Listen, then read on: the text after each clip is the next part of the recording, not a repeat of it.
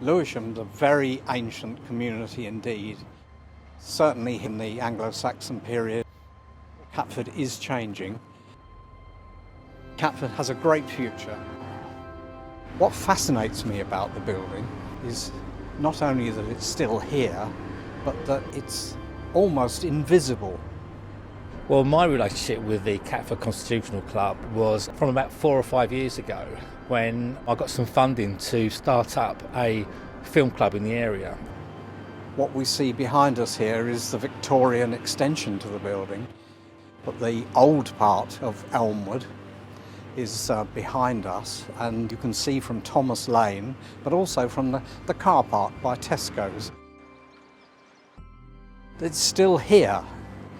A farmhouse of 1736, which stood on its own, overlooking fields, lived in by a farmer with the most wonderful name, Nelgard Doggett. It's historical, it's been there for ages, it's sandwiched between lots of modern places. Lucky man, his name has been preserved in 2 streets here, Nelgard Road and Doggett Road. I think a lot of people thought that the Doggett bit was probably connected with the dog track. Someone mentioned to me about the Catford Constitutional and that they serve good food, because I'm always on the lookout for lovely places to have Sunday lunch. And then I started, telling friends to meet me there. It's a convenient place to meet up. For that first screening, we were in the upstairs room that holds about 40 or 50 people.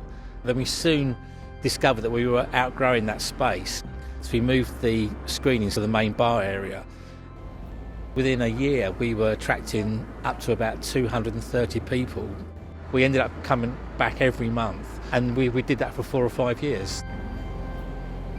My Choir Collective were doing their first sort of Catford Fringe performance. We were sold out, we did the performance, we had a brilliant time, and it just seemed to make sense that we could just walk round the corner from the Broadway Theatre and go and have some drinks and celebrate.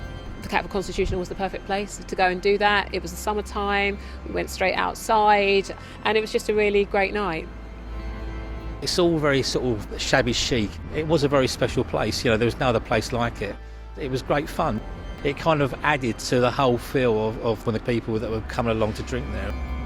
I loved the building, I loved that it was so funky and just so unusual inside.